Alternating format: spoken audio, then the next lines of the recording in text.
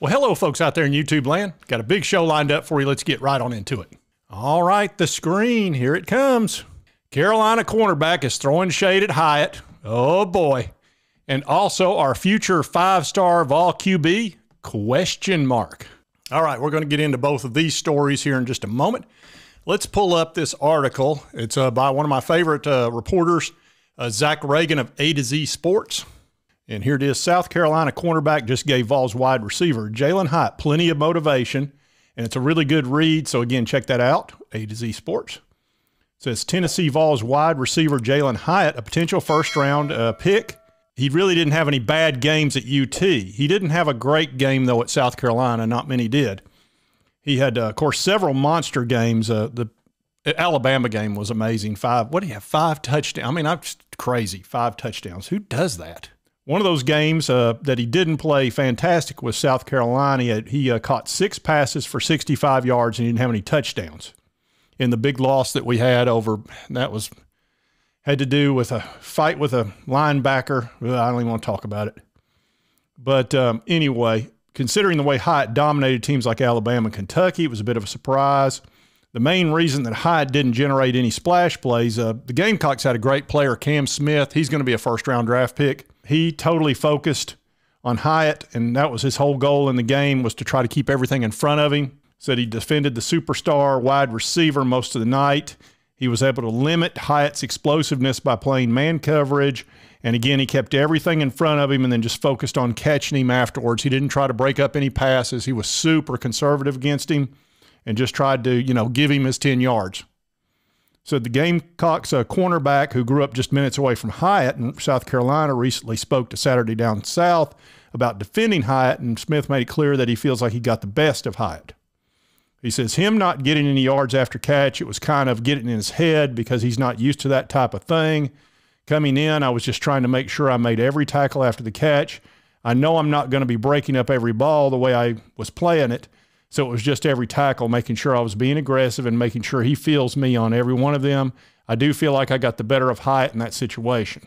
And while there's a lot of truth in that, he's talking some smack. And look, there's tons of smack talk on that field, especially between cornerbacks and wide receivers. There's probably more talk between those two guys on every game as opposed to any other. They talk more smack than linemen. I mean, they wear each other out. So I'm not a bit surprised that Cam was probably trying to play little head games on him. But here it says, the writer says, as for Hyatt, he should take Smith's comments, use them as fuel, motivate him for a great professional career, which, I think Hyatt's probably going to go first round. He might go second round, but he's going to go early. And some team's going to wind up getting a really good wide receiver. And some team's going to get a really good cornerback in Cam Smith. That guy's a player. He talks smack, but he's a good player. All right, secondly, I want to talk about this fella, George McIntyre, the #1 player in the state of Tennessee for 2025 and a 5-star. Now, look, we don't get a whole lot of 5-star quarterbacks in our state. That's pretty rare. And this George McIntyre is quite a player, and he's been to Knoxville more times than I have in the last couple of years, and I live 30 minutes away. So I feel really good about this young man coming to Tennessee.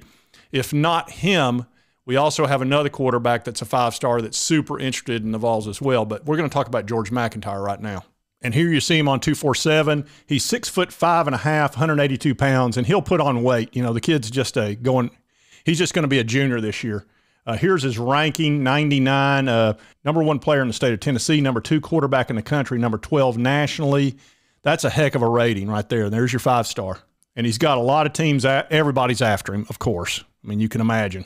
And we're going to watch some of his highlights. I mean, the guy's really a heck of a player. And again, remember, he's got 2 more years in high school. You can see the arm strength and the touch. I mean, that's a little 40-yard bomb. Look how tall this kid is, too. I mean, he can see over the line very easily. Another great pass. He's got tremendous touch and on his long passes. There you go, right? That's a hard pass. I'm telling you, that's a very tough pass. There you go again. That's that Hendon Hooker pass. I mean, we've seen Hendon do that a bunch. Once again, see him kind of scramble around. And again, he's pretty mobile. He's got a little bit of that Nico in him. He kind of looks like Nico. Moves like him too. And granted, he's going to get a little quicker and faster. But he's also a multi-sport athlete. So, running is not a problem for him. He's very athletic and just drops a dime. Here he is in a scoring opportunity. This is the critical area. Now, see what I'm talking about? The guy he can throw off platform. He can move. He can do it. That's why he's a 5-star. Okay. So this would be a huge pickup for us. But I'm going to tell you what, I think he is as interested in the Vols as the Vols are in him. And it's understandable. Look, if you're a quarterback, especially a high-end quarterback, and you're not looking at Josh Heupel's offense, you're insane. You've got no clue what you're doing, and you need to talk to somebody about it, because Josh Heupel is going to be putting guys in the first round in the NFL draft. Hennon's getting ready to be that. Then he's going to put Nico. Then let me tell you, it might not be George McIntyre right off the bat. It could be this fella. And this is Jake Merklinger. And Jake's a heck of a football player. He's a really high 4-star, number 69 in the nation. And I've showed you his highlights. This guy is a baller. I'm telling you, he's really, really good. And Jaden Davis was getting ready to commit back about a month or two ago. And Merklinger put his commitment date one day in front of Jaden's. And I think it was to go ahead and take his spot with UT just in case Jaden Davis picked the Vols. I think he was concerned, and I think he really wanted to play for Josh Heupel, and he just went ahead and put his marker down, which was very aggressive, and it's exactly what I would have done. I'm a former Division I athlete myself. Granted, it was golf, not football, but I can appreciate that. If you want to play at a certain place, you grab your spot, and that's what this kid did, which I think is really cool. Now, there's one other 5-star. He's almost a 5-star. He's like a super high 4-star up in Kentucky. And he really likes the Vols too. And this young man's a Cutter Boley out of Kentucky. He can flat spin that rock. I mean, he's a really good player. And here you can see his rating. He's the number 3 quarterback in the country, number 1 player in Kentucky, and number 49 currently nationally. So he's super close to a 5-star. And he has also been to Tennessee many, many times. And he moves very much like George McIntyre. He's another multi-sport athlete that can throw the rock like you can't believe.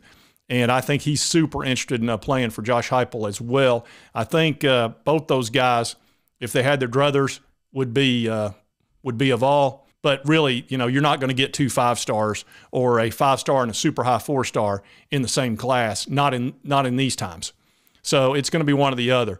I think it's going to be George McIntyre because he's a Tennessee guy, and it would make a lot of sense. But don't be shocked if it winds up being Cutter Boley, which would be okay too. That guy's I'm telling you, he's just about as good as George McIntyre.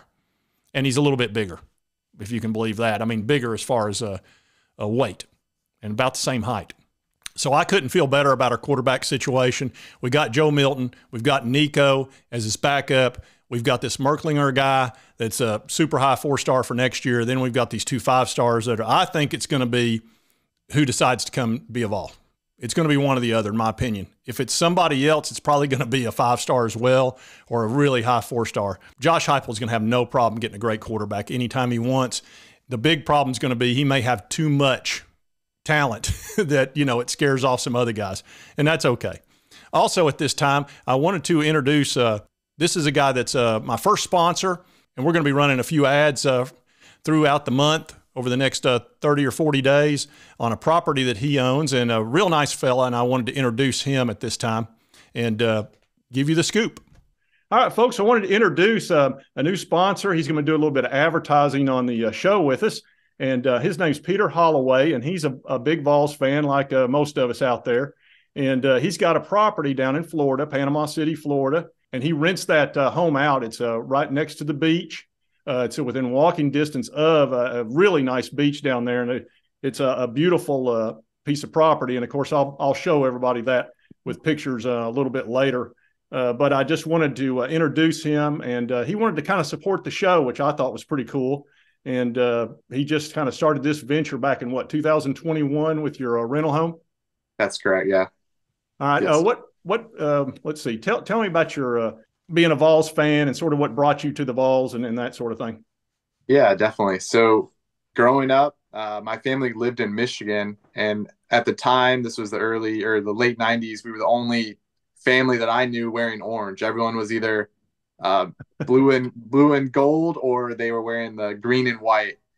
And so I remember some of those glory days of the late 90s Tennessee teams vaguely, but the moment I really remember was those 2000 teams with Casey Clausen. And that's where I was a little bit older. I could understand what was going on in the games and watching him play. That's who I grew up trying to be out there throwing the football around, was Casey Clausen. And of course, we got to watch him beat the Wolverines in one of those New Year's Day bowls. I think it was the Fiesta Bowl at the time. So that's where I really solidified. My mom and dad were alumni, so I just always grew up wearing that orange and white. So those are some good times and some fun memories to think back on. Oh yeah, I remember Clausen. Man, he was clutch. He was Mr. Third Down, is what I remembered him. It just seemed like he always made a great pass on third down. Now, you also married an alum, a UT alum, did you not? And of course, y'all managed the property that we'll be talking about. Yeah. So fast forward a few years from those Michigan days, and I actually joined the Air Force, and that brought me to Texas. So I was living in Texas at the time, and I saw a girl I didn't know at the time wearing orange and white. And of course, I had to introduce myself, and that would be Josie, my wife. And a lot of our first dates were actually watching Tennessee football. We would go to this burger joint in the middle of Texas, and we'd watch Tennessee football. And that was 2016, so that was Josh Dobbs, I believe, his last year. But there were some great games. He beat Florida. That was the University of Georgia. We had the Hail Mary win, 34-31. So we got to witness that. And then the next week, what was exciting, it was a little depressing because we lost, but Josh Dobbs versus I'm just saying Josh Dobbs because he was, kind of the captain leading that. Oh, he was unbelievable. Unbelievable that year. But we got to see him against Texas A&M. That was one of the most fun experiences I've had as a Tennessee fan. Just being in a Texas environment, there was a lot of A&M fans going back and forth. It was a double overtime game. We didn't pull it out, but it'll be a memory I always remember. And let me down. I remember it was tough walking out of there. I really wanted that one just to be in that environment. We were the only Tennessee fans in this place. Everyone was rooting for A&M, but that was a fun memory. Okay, well, that's cool. All right, so tell us a little bit about your property down there in Panama City. Yeah, so fast forward from the Texas time, my wife and I, with the military, we actually live in the state of Alabama right now. And we love the beach, and we found a property down there, a vacation home for our family. And so my wife actually was in the military, and she transitioned out. And part of getting out, she was trying to find something new for work. And what she came to find was that she wanted to get into the hospitality as one of her businesses. So we decided to start renting out our vacation home. It's a family condo. It's in a great resort community down there called Portside Resort. A lot of people who've been in Panama City Beach area have probably driven by it or seen it. They have like 3 pools on the property. It's right across from a beach access, so you're literally on the beach. And I don't have enough good things to say about it. We just love our time down there. It's a short drive for most people in the SEC. And part of why I putting this out there for you Sports Talk Jay and the listeners is this season was the most fun I've had as a Tennessee Volunteers fan in my adult life from the media standpoint.